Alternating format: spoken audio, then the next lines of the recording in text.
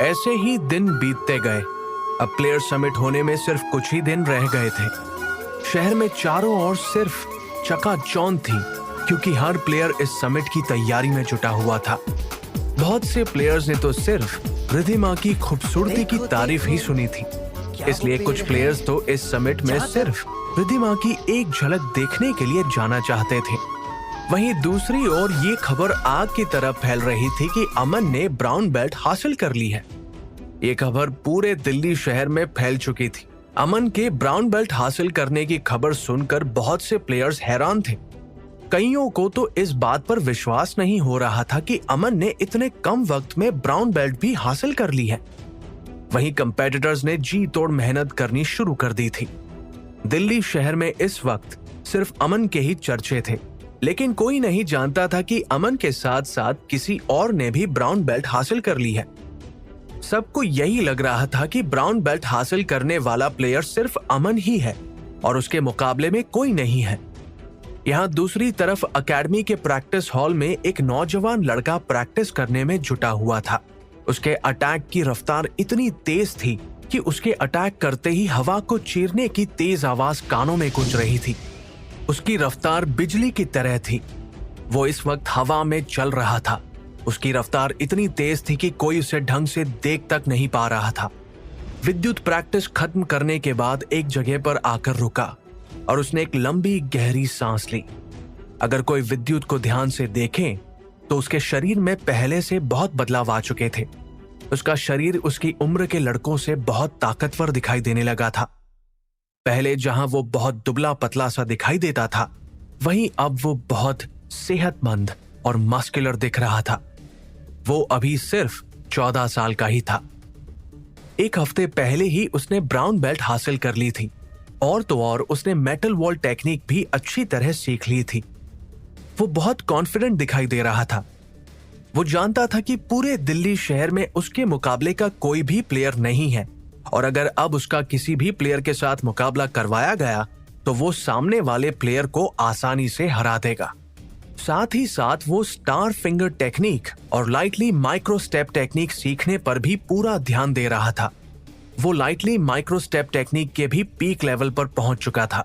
इस वक्त उसका मेन मकसद स्टार फिंगर टेक्निक में महारत हासिल करना था।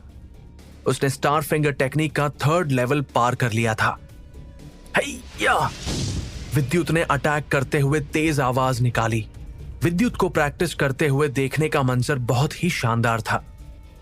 उसने अपनी इनर स्ट्रेंथ बढ़ाने पर भी बहुत काम किया था, जिस वजह से उसकी रिएक्शन स्पीड भी बहुत बढ़ चुकी थी। उसके एक अटैक से ही हवा को चीरने की आवाज सुनाई दे रही थी। उसे देखकर ऐसा लग रहा था जैसे वो कोई बहुत बड़ा मार्शल आर्ट्स प्लेयर हो। पलक झपकते ही वो एक के बाद एक अटैक किए जा रहा था। अचानक उसने स्टार फिंगर टेक्निक का एक मूव परफॉर्म किया जिसका नाम था 1 पॉइंट स्टार फिंगर। उसकी 1 पॉइंट स्टार फिंगर मूव की पावर एक्सट्रीम लेवल तक पहुंच चुकी थी। अगर उसने इस टेक्निक का सही इस्तेमाल किया तो वो सामने वाले प्लेयर को आसानी से हरा सकता था, फिर चाहे वो प्लेयर उसी के जितना स्ट्रॉन्ग क्यों ना हो। विद्युत ये भी जानता था कि कुछ ब्लैक बेल्ट प्लेयर्स भी उसके इस अटैक का सामना नहीं कर सकते, क्योंकि उन्हें इस अटैक को ब्लॉक करना नहीं आता था। ये टेक्निक बहुत कम लोगों को ही आती थी। लेकिन उसकी इस स्टार फिंगर टेक्निक के कुछ नुकसान भी थे। इसका पहला नुकसान था इसका लो कंप्लीशन रेट। इस टेक्निक को सक्सेसफुली इस्तेमाल कर पाने के चांसेस सिर्फ 20 में से 30% तक ही थे, क्योंकि विद्युत इस टेक्निक का अभी सिर्फ 3rd लेवल ही पार कर पाया था। इस टेक्निक का दूसरा नुकसान था इस टेक्निक को इस्तेमाल करते हुए होने वाला नुकसान और खतरा। इस टेक्निक को इस्तेमाल करते हुए अगर विद्युत से जरा भी चूक हुई तो उसकी शरीर की नसें तक फट सकती थी। यही वजह थी कि पंकज भी इस टेक्निक में महारत हासिल नहीं कर पाया था। अगर मैंने ब्रह्म देवता की दी गई शक्तियों का इस्तेमाल करने के बाद इस टेक्निक का इस्तेमाल किया तो मेरे इस टेक्निक को सक्सेसफुली परफॉर्म करने के चांसेस 40 से 50% तक बढ़ जाते हैं। साथ ही साथ इस टेक्निक को इस्तेमाल करते हुए होने वाले नुकसान भी सिर्फ 10% ही रह जाते हैं। विद्युत ने कुछ सोचते हुए कहा। विद्युत जानता था कि जैसे जैसे वो स्टार फिंगर टेक्निक के लेवल्स पार करता जाएगा वैसे वैसे उसका सक्सेस रेट भी बढ़ता जाएगा। अभी उसने सिर्फ 3rd लेवल ही पार किया था, इसलिए उसके सक्सेसफुल होने के चांसेस सिर्फ 40 से 50% तक ही थे। एक बार विद्युत ने 4th लेवल पार कर लिया तो उसके जीतने के चांसेस 70 से 80% तक हो जाएंगे।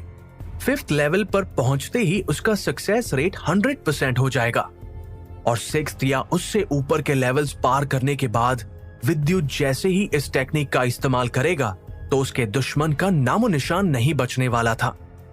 इस लेवल पर पहुंचने के बाद इस टेक्निक की डैमेजिंग पावर बहुत ज्यादा बढ़ जाती है, लेकिन अभी 6th लेवल या उससे ऊपर के लेवल पार करना विद्युत के लिए किसी सपने से कम नहीं था। अभी उसने सिर्फ 3rd लेवल ही पार किया था और वो 4th लेवल पार करने के लिए जी तोड़ मेहनत कर रहा था। विद्युत, तुम्हारे लिए एक लेटर आया है। विद्युत की सोसाइटी के सिक्योरिटी गार्ड की आवाज विद्युत के कानों में गूंजी और इतना कहने के बाद उस सिक्योरिटी गार्ड ने वो लेटर विद्युत के हाथ में थमा दिया। विद्युत एक पल के लिए दंग रह गया। वो सोचने लगा आखिर लेटर उसके लिए किसने भेजा होगा। जैसे ही उसने सिक्योरिटी गार्ड के हाथ से वो लेटर अपने हाथ में लिया और उस लेटर के ऊपर लिखे हुए शब्द पढ़े तो वो सोच में पड़ गया। उस लेटर पर लिखा था प्लेयर्स समिट। ये प्लेयर्स समिट का इनविटेशन लेटर था। विद्युत सोचने लगा कि आखिर उसे प्लेयर्स समिट का इनविटेशन किसने भेजा होगा। हालांकि विद्युत प्लेयर्स समिट के बारे में कुछ भी नहीं जानता था। इस लेटर के सबसे नीचे छोटे छोटे अक्षरों में लिखा था इस इवेंट के ऑर्गेनाइजर का नाम जो था रिधिमा कपूर। विद्युत को यह नाम कुछ जाना पहचाना सा लगा। वो सोचने लगा कि आखिर उसने ये नाम पहले कहां सुना है। वैसे ये रिधिमा कौन है? विद्युत ने थोड़ा इंटरेस्ट दिखाते हुए उस सिक्योरिटी गार्ड से पूछा। विद्युत जिस सोसाइटी में रहता था वहां सिर्फ मार्शल आर्ट्स प्लेयर्स और उनकी फैमिलीज ही रहती थी, इसलिए उस सिक्योरिटी गार्ड को भी मार्शल आर्ट्स की फील्ड की काफी नॉलेज थी। उसने विद्युत के सवाल का जवाब देते हुए कहा, विद्युत बेटा, रिधिमा दिल्ली शहर की सबसे खूबसूरत लड़की है और तो और हर साल प्लेयर्स समिट ऑर्गेनाइज किया जाता है जिसमें कि हर साल 4 टॉप जीनियस प्लेयर्स चुने जाते हैं। रिधिमा भी उनमें से एक है। उस सिक्योरिटी गार्ड के चेहरे पर इस वक्त कोई एक्सप्रेशंस नहीं थे। दिल्ली शहर की सबसे खूबसूरत लड़की और विद्युत उसे जानता तक नहीं था। आखिर यह रिधिमा दिखती कैसी है? विद्युत मन ही मन बड़बड़ाया। इससे पहले कि विद्युत आगे कुछ सोचता, उसके कानों में शिवन्या की आवाज गूंजी। विद्युत, मैं तुम्हें कब से ढूंढ रही हूँ। वैसे विद्युत, क्या तुम्हें भी प्लेयर समिट का इनविटेशन मिला है? शिवन्या ने खुश होकर विद्युत से कहा। शिवन्या भी खूबसूरती के मामले में किसी से कम नहीं थी। उसके चेहरे पर अलग सी चमक थी। उसके गालों पर पड़ते हुए डिंपल्स उसकी खूबसूरती में 4 चांद लगा रहे थे। हालांकि विद्युत अभी तक भी प्लेयर समिट के बारे में कुछ नहीं जानता था, इसलिए उसने शिवन्या से पूछा, हाँ, मुझे भी इनविटेशन मिला। वैसे शिवन्या, ये प्लेयर समिट है क्या? मैंने आज से पहले इसका नाम कभी नहीं सुना। क्या तुम सच में नहीं जानते कि प्लेयर समिट क्या है? शिवन्या हैरान होकर बोली। विद्युत की बात सुनकर उसकी आंखें खुली की खुली रह गई थी। वो यही सोच रही थी कि आखिर विद्युत इतने बड़े इवेंट के बारे में कुछ भी कैसे नहीं जानता। विद्युत को दिल्ली आए हुए ज्यादा वक्त नहीं हुआ था और तो और वो मणिपुर के एक छोटे से गांव से यहाँ आया था, इसलिए उसने कभी ऐसे इवेंट के बारे में नहीं सुना था। शिवन्या इस वक्त थोड़े गुस्से में भी थी क्योंकि उसने अमन से बहुत रिक्वेस्ट की थी कि वो विद्युत का नाम भी अपनी लिस्ट में शामिल कर ले, लेकिन अमन ने ऐसा करने से साफ इनकार कर दिया था। पर अब शिवन्या खुश थी। चाहे कुछ भी हो, विद्युत भी उसके साथ इस इवेंट में जाने वाला है। अब बताओ भी, आखिर ये प्लेयर्स समिट है क्या? विद्युत ने अपना सवाल एक बार फिर दोहराया। शिवन्या मन ही मन बड़बड़ाई। जब विद्युत ये नहीं जानता कि ये प्लेयर समिट क्या है, तो फिर इसे ये भी नहीं मालूम होगा कि इस समिट में प्लेयर कैसे चुने जाते हैं। ये सोचते हुए शिवन्या के चेहरे पर एक बड़ी सी मुस्कुराहट आ गई। इस इवेंट के लिए अमन ने एकेडमी में से 5 प्लेयर्स के नाम रेकमेंड किए थे, लेकिन इन प्लेयर्स की लिस्ट में विद्युत का नाम शामिल नहीं था। शिवन्या के लाख कहने पर भी अमन ने विद्युत का नाम इस लिस्ट में शामिल नहीं किया, लेकिन शिवन्या ने ये बात अब तक विद्युत को नहीं बताई थी।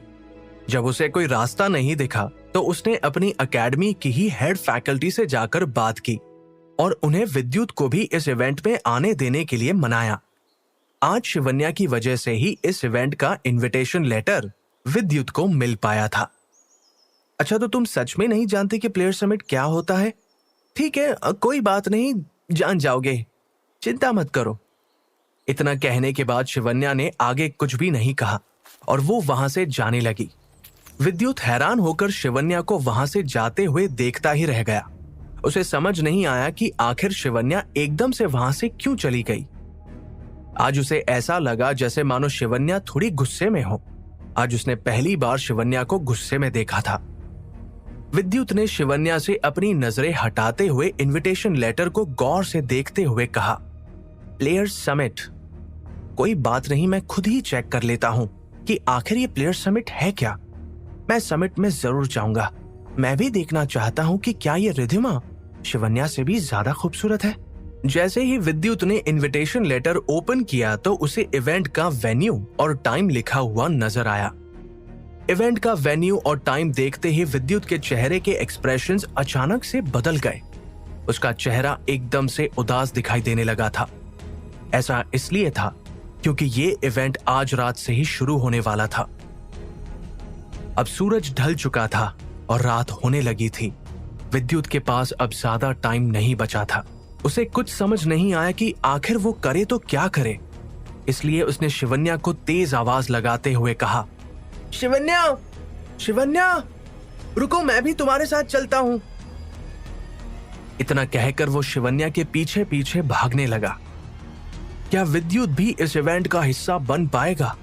क्या विद्युत वक्त रहते इस इवेंट में शामिल हो पाएगा? क्या विद्युत जान पाएगा कि आखिर प्लेयर समिट है क्या?